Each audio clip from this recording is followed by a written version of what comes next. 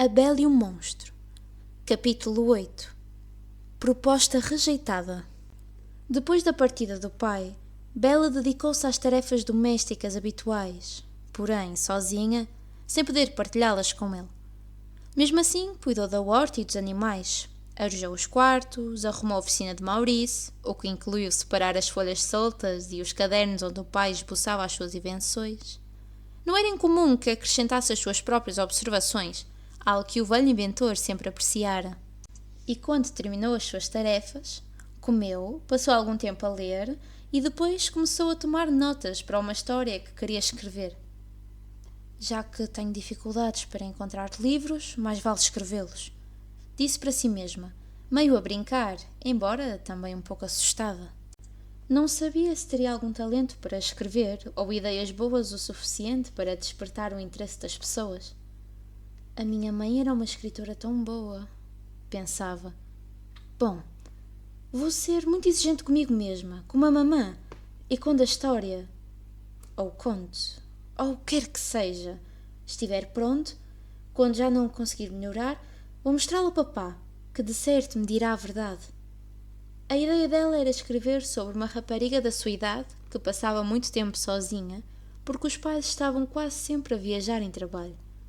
A sua personagem principal seria uma jovem sonhadora com muita imaginação, curiosidade e vontade de aprender e viajar. E amante de livros, escusado será dizer. O pai seria um importante arquiteto e a mãe uma grande artista, pintora, por exemplo. Mas infelizmente ambos morreriam num náufrago. Era uma pena, mas a mãe sempre dissera, lembrava-se muito bem, que a vida tinha de ser difícil para os protagonistas. Assim, a jovem vira-se de repente sozinha no mundo, tendo como única companhia uma empregada idosa de poucas falas e um gato, que era ainda mais independente do que a dona, e só voltava para casa para comer, receber alguns carinhos ou tratar de algum ferimento. Não sabia o que fazer ou em quem confiar, além da empregada e de um amigo dos pais que era advogado. Bela tinha conseguido organizar a sua história até aquele ponto, mas era óbvio que precisava de muito mais. Teria de haver bandidos, dificuldades, viagens, aventuras e perigos, amigos inesperados e, claro, um rapaz especial com quem viveria a sua grande história de amor e realizaria os seus sonhos. Bem, tenho muito trabalho pela frente, disse para si mesma. Por isso, quanto mais cedo começar, melhor. Para se inspirar e ir buscar forças, Bela espalhou sobre a mesa, ao lado do caderno onde apontava as suas ideias para a história, os manuscritos da mãe, um caderno grande, meio preenchido com a sua caligrafia firme, mas fácil de ler, e 2 pastas de papelão com folhas soltas, escritas à mão, desenhos, planos e diagramas. Bela tinha estudado material diversas vezes, e embora estivesse longe de estar completo ou finalizado, principalmente porque a sua mãe era uma perfeccionista, era óbvio que continha algumas ideias para as histórias futuras e um rascunho bastante avançado e um romance. Até tinha título, certamente provisório, pensou a jovem, porque a última coisa que fazia era decidir o título do que escrevia. A Jardineira de Boulogne. Era esse o título, e tratava-se da história de uma jovem de origem humilde, com pouca educação, mas honesta, corajosa, ferozmente independente, dotada de grande inteligência natural e de uma sensibilidade poderosa, que no final, apesar dos preconceitos sociais, conseguia viver do seu trabalho e do seu talento, apaixonar-se e ser feliz. Bela acreditava que a protagonista do romance inspirava pelo menos em parte a vida da mãe. Gabrielle, tal como a personagem, era filha de uma mulher que ficou viúva, muito jovem, e que também dedicou toda a sua energia e recursos à sua única filha. A maior diferença entre a protagonista e a sua mãe é que esta última recebera uma educação esmerada, mas as duas também eram parecidas na medida em que não se conformavam com o destino pré-determinado para as mulheres e tinham definido o seu próprio caminho, enfrentando com coragem os preconceitos sociais e sem perder a humanidade ou a capacidade de olhar para o coração das pessoas. Aliás, no caderno havia uma descrição da protagonista de que Bela gostava. Ela era uma modelo de mulher generosa, tão prudente quanto encantadora, disposta a sacrificar a sua inclinação em nome do dever. Acreditava que, para ser feliz, não se deve confiar em aparências enganadoras. A filha de Gabriel gostaria que se pudesse dizer o mesmo de si. Não confiar nas aparências parecia-lhe um sinal de bom senso, inteligência e gentileza, pois as pessoas não deveriam ser condenadas a sofrer por terem uma aparência deformada, feia ou simplesmente diferente. No entanto, Bela sabia que uma atitude tão tolerante, prudente e generosa não era muito comum, nem mesmo na sua aldeia. Embora tentasse não lhe dar muita importância, estava ciente de que ela e o pai eram considerados bastante estranhos pelos aldeões. E isso, a longo prazo, até podia vir a ser perigoso. Veja-se, Gaston, refletiu Bela. Diz que gosta de mim, mas só porque me acha bonita. Um olhar de desagrado escureceu-lhe o rosto. Tudo o resto desagrada-lhe, e por isso quer que o deixe. Os meus livros, as minhas opiniões, a minha independência, os meus sonhos e projetos. Quer que eu deixe de ser quem sou e passe a ser como ele quer. A jovem ficou parada por um momento. Isso soa bem. Vou tomar nota, porque pode ser útil para a história. Assim, passou a tarde e de noite, quando estalava a tempestade que se tinha abatido sobre o pai Philip na floresta. A jovem já tinha colocado os animais no estábulo e no galinheiro, fechado bem as portas, janelas e portadas, e preparava-se para dormir. Espero que o papai e o Philip estejam bem instalados na feira, pensou antes de adormecer. É uma noite má para estar fora de casa.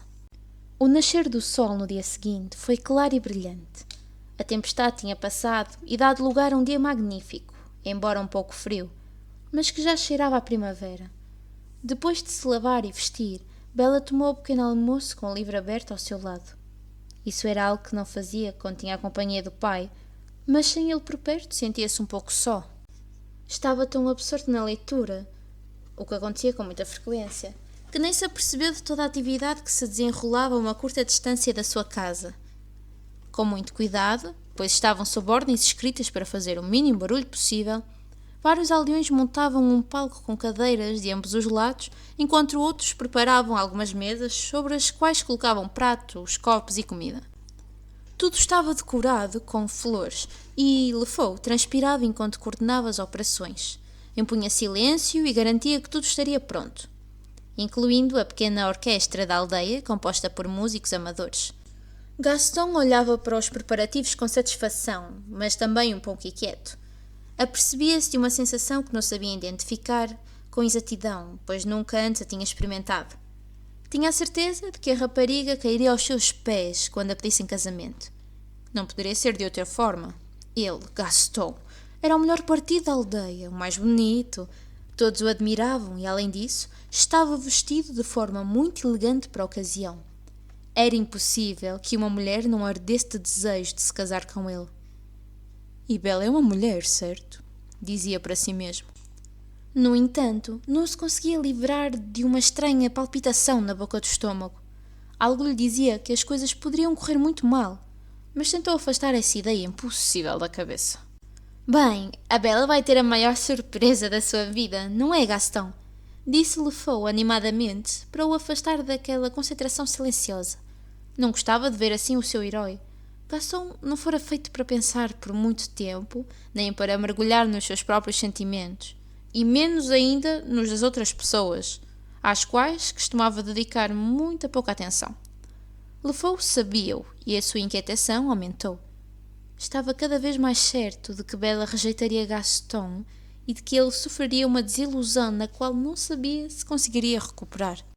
O seu herói não estava habituado a que lhe negassem nada. Sim, respondeu Gaston, recompondo a expressão, sorrindo e afastando o mau pressentimento que o assaltava. Hoje é o seu dia de sorte. Então chamou a atenção dos aldeões ali reunidos.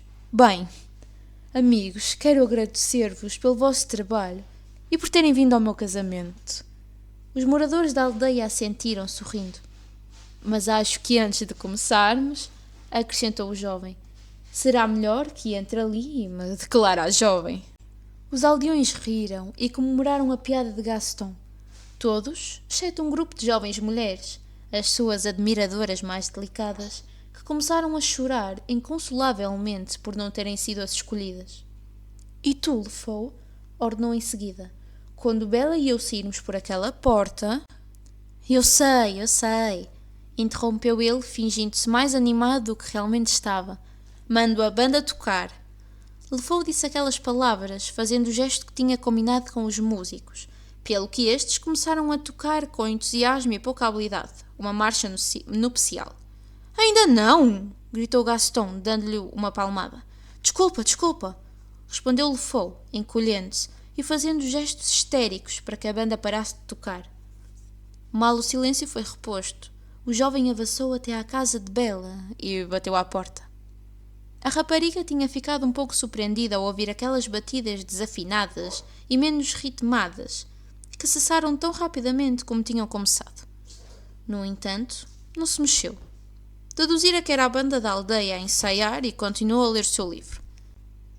Mas quando Bela ouviu o bater da aldraba, não teve outra escolha a não ser largar o livro com pesar, caminhar até à porta e espreitar pelo olho mágico telescópio instalado ao lado desta. Era mais uma das invenções do pai e não conseguia entender porque é que não tinha sido bem sucedida, dado que era tão prática.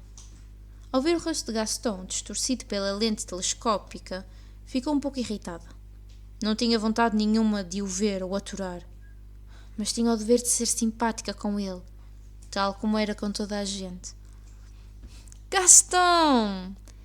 Disse Bela ao abrir a porta, incapaz de evitar que um suspiro lhe escapasse.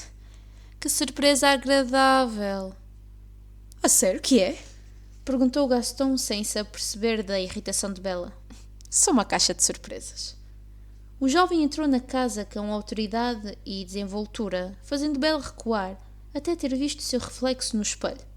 Não conseguia deixar de se admirar enquanto dizia: Sabes, Bela, não há uma única rapariga na cidade que não gostasse de estar no teu lugar. Porque hoje é o dia. Acrescentou, limpando com a ponta da língua uma mancha nos dentes brancos. Hoje é o dia em que os teus sonhos se tornarão realidade. E o que é que sabes sobre os meus sonhos, Gaston? Perguntou Bela com curiosidade. Tinha a certeza de que não fazia a mais pequena ideia dos seus sonhos e esperanças, e lembrava-se perfeitamente do que tinha escrito sobre ele no seu caderno na noite anterior. Bastante, repara, respondeu ele, sentando-se à cabeceira da mesa e colocando as botas enlameadas sobre ela e sobre o livro que Bela estava a ler. A jovem começava a sentir alguma dificuldade em não ser desagradável com aquele bruto. Imagina o seguinte, começou Gaston, tirando as botas, colocando os pés sobre o livro, balançando a cadeira para trás e cruzando os braços atrás da cabeça, convencido de que a sua proposta seria irresistível. Uma cabana de caça rústica, a minha última caçada a assar na lareira e minha doce esposa a massajar-me os pés enquanto os pequenos brincam no chão com os cães. Bela ficou atónica.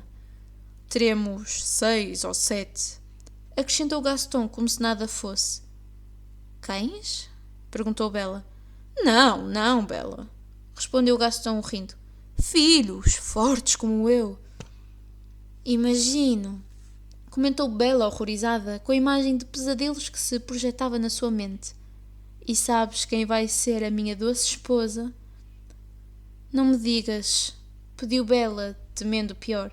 Tu, Bela! Exclamou Gaston, triunfante, sem compreender que ela pudesse não estar tão interessada quanto ele. Eu não sei o que dizer, respondeu Bela, ganhando tempo para tentar encontrar uma forma educada de sair daquela confusão. A verdade é que me deixaste sem palavras. Bela apercebeu-se de que Gaston não ia compreender que ela não desejava casar com ele e que isso ia significar problemas para todos. Diz que vais casar comigo, retrucou o caçador, levantando-se e aproximando-se da jovem. Lamento muito, respondeu ela, recuando em direção à entrada e procurando desesperadamente uma saída airosa. De costas para a porta, agarrou a maçaneta enquanto Gaston, de olhos fechados, aproximava os seus lábios dos dela. Tenho muito pena, Gaston, mas acho que não te mereço. Disse por fim, abrindo a porta, virando-se com agilidade e empurrando para o exterior um Gaston surpreendido, que perdeu o equilíbrio e caiu ao comprido numa poça. enquanto a banda tocava a marcha nupcial com entusiasmo. Bela lançou-lhe em seguida as botas. Lefou aproximou-se dele, solícito, depois de ter recuperado os sapatos do amigo. Então, como correu? Gaston, molhado, imundo, morto de vergonha e de orgulho ferido, furioso, levantou-se e recuperou as botas com um puxão. Lefou, adivinhando o que se tinha passado, mandou calar a orquestra e dispersar os aldeões que se tinham aproximado. Não estava contente por ter tido razão. Fora, fora! Vão todos para casa! Depois daremos notícias. Garanto-te que a Bela se vai casar comigo, sussurrou Gaston enraivecido, depois de calçar as botas e dar grandes passos para longe das casas. Não duvides disso, nem por um momento. Está muito magoado e não percebe porque é que a Bela o rejeita, disse Lefou para si mesmo. Não sei como é que isto vai acabar, mas não será bem. Vendo com pesar o seu herói afastar-se, Lefou deixou-se ficar. Tinha compreendido que, naquele momento, Gaston precisava de ficar sozinho.